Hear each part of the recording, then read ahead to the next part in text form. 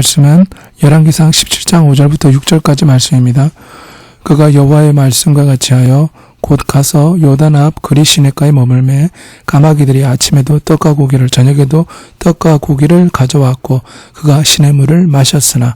열왕기상 17장 5절부터 6절까지 말씀입니다. 오늘은 까마귀를 통해 엘리야를 도운 위대하신 하나님에 대해 살펴보겠습니다. 까마귀가 투명관 안에 있는 먹이를 단번에 꺼내 먹습니다. 다른 동물들은 먹이를 향해 돌진하다 부딪히기 마련이지만 까마귀는 신중하게 뚫린 옆면을 향해 부리를 넣은 겁니다. 이번에는 돌멩이를 이용하면 먹이가 나오는 상자를 만들어 까마귀들이 열 수 있게 훈련시켰습니다. 그 다음 이 상자를 치우고 돌멩이를 포함한 다양한 도구를 까마귀 주변에 뒀습니다. 까마귀는 정확하게 돌멩이를 골라내 뛰어난 인지 능력을 다시 한번 보여줬습니다. 더욱 놀라운 것은 까마귀가 주변의 다른 먹이를 마다하고 상자 속에 있는 더 큰 먹이를 최대 17시간이나 기다렸다는 겁니다. 더 큰 보상을 얻기 위해 자신을 통제할 줄 안다는 얘기입니다. 도구 활용 능력과 뛰어난 기억력, 그리고 통제력과 같은 능력은 침팬지 같은 유인원에게서만 볼 수 있었습니다.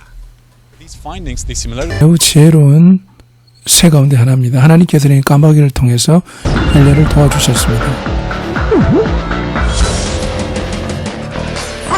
북이스라엘에 아주 고약한 아합왕이 있었습니다.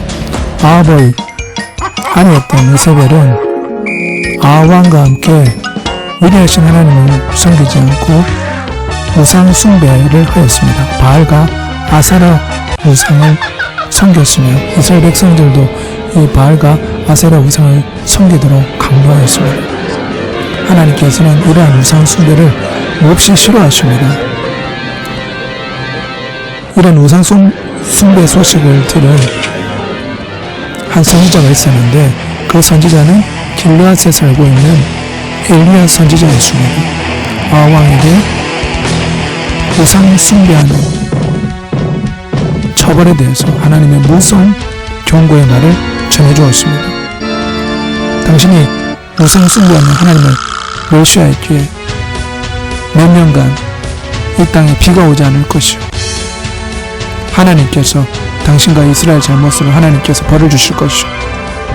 그렇게 하나님 말씀을 선포하고 난 뒤에 엘리야가 하나님 앞에 기도했을 때 하나님께서는 엘리야에게 지금 당장 여기를 떠나라. 동쪽으로 가서 그릿이라는 시냇가에 가서 거기서 아합왕의 핍박을 타여 숨도록 하여라.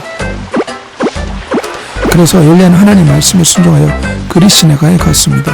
그곳에서 물을 마시고 까마귀가 전해주는 음식을 먹게 되었습니다.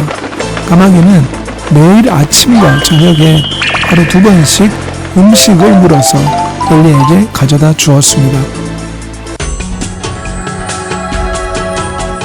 아합왕은 이스라엘에 비가 오지 않는 것으로 인해서 목표가 나 엘리야를 잡으려고 온 나라를 수색했지만 하나님께서 엘리야를 지켜주셨기 때문에 엘리야를 찾을 수가 없었습니다.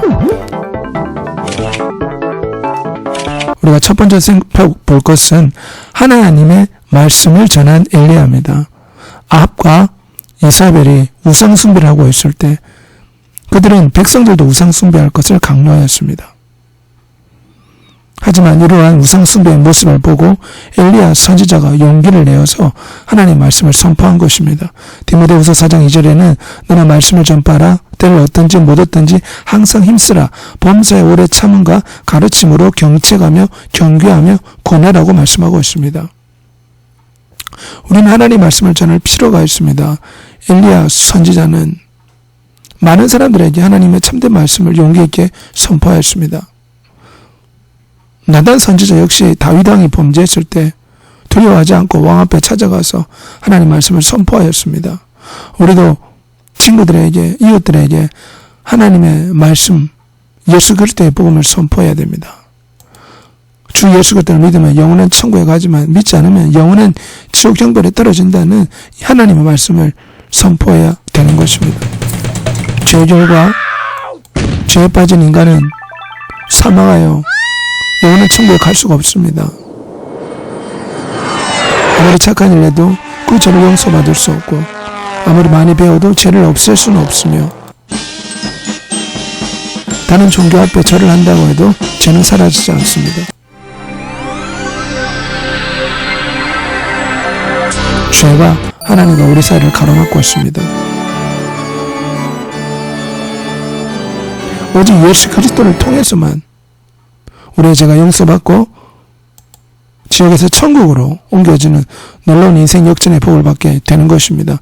엘리야가 주의 말씀을 선포한 것처럼 우리도 하나님 말씀을 선포하는 사람이 되어야 됩니다. 두 번째는 엘리야는 어려웠을 때 낙심하지 않고 원망하기보다는 하나님 앞에 기도하였습니다. 아합 왕이 엘리야를 찾아서 그를 죽이려고 했을 때 하나님께서는 엘리야를 그리 시냇가에 숨겨주셨습니다. 그곳에서 그는 기도하였습니다. 우리 주 예수님께서도 겟세마네 동산에서 기도하셨습니다. 어려운 일을 당할 때 기도해야 됩니다. 그럼 하나님이 도와주십니다. 하나님 엘리야를 어떻게 도와주셨습니까?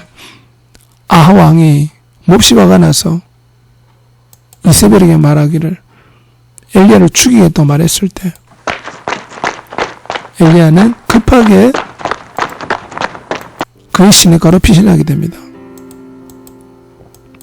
그때 천사가 나타나서 그를 어루만지고 먹을 것을 주었으며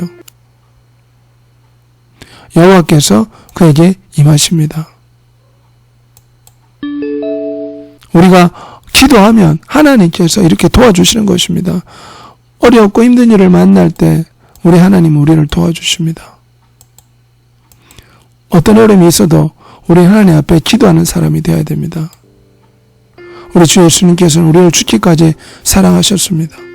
우리가 아직 죄인 되었을 때에 그리스도께서 우리 위해 죽으심으로 하나님께서 우리에 대한 자기 사랑을 확정하셨다고 말씀하고 있지 않습니까? 그러면 우리는 늘 기도함으로 하나님의 도와주심을 간구해야 됩니다. 오늘은 엘리야는 용기를 내어서 아합 왕에게 하나님 말씀을 선포하였고 아합 왕이 그를 죽이고자 쫓아다닐 때 그 어려운 가운데 있을 때 엘리야는 하나님 앞에 도와달라고 기도했습니다. 그랬더니 하나님께서 도와주셨습니다. 우리도 어렵고 힘들 때 하나님의 도우심을 구하는 여러분이 되시기를 소원합니다. 기도하겠습니다. 사랑이 많으신 아버지 하나님, 어렵고 힘들 때 엘리야는 하나님 앞에 나와 기도했습니다. 그랬더니 하나님이 도와주신 것처럼 까마귀를 보내서 엘리야에게 먹을 것을 주고 천사를 보내어 그를 도와준 것처럼 우리도 어렵고 힘든 일을 만날 때 하나님 앞에 기도함으로 모든 문제를 해결할 수 있게 도와주시옵소서. 엘리야처럼 용기를 내서 주의 말씀을 선포하는 믿음의 사람 되게 해 주옵소서. 예수 그리스도의 이름으로 기도합니다. 아멘.